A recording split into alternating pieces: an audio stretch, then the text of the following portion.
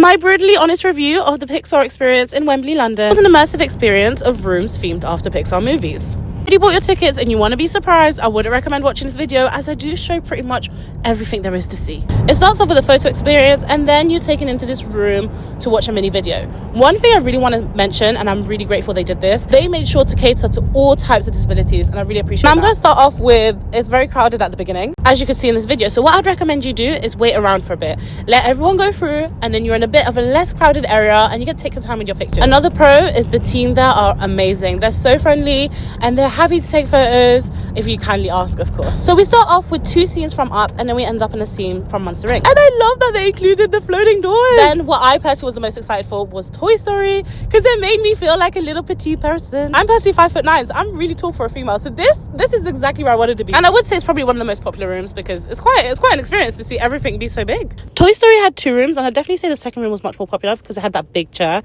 so definitely a photo opportunity. This whole experience is basically just to take photos, so if you're not that type of person to film and take photos, I don't think you'd enjoy it as much. The next room was Elemental. It was the smallest room ever, and as a person who loved Elemental, I was really upset about how tinsy wincy it was. Then the next room was Inside Out. I do think there was a lot of room for improvement, because what do you mean there was only 3 characters? What? Then it was Ratatouille. I was upset. Why, you may ask?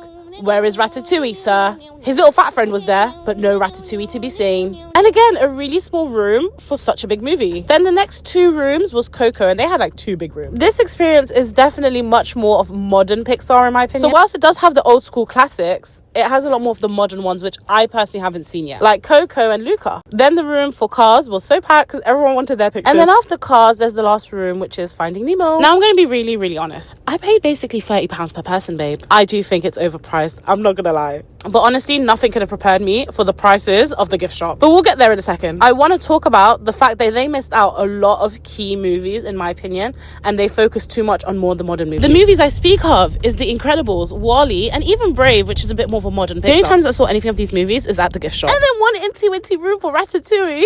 What? Now let's talk about this really, really expensive gift shop. When I say expensive, babe, there was nothing below the price of £13. I physically could not find anything below the price of £13. Plastic Pixar ball, basically £20. This sketchbook set, £50. 50 Great British pounds. The key rings were £20. The cheapest thing I could find was a pen, which was basically £12.95. That is crazy. I think the £30 per person was enough for me. Babe. Overall, would I personally recommend this experience? I did have fun, but it's definitely just about taking photos. So if you're not one of those people, then I personally wouldn't recommend.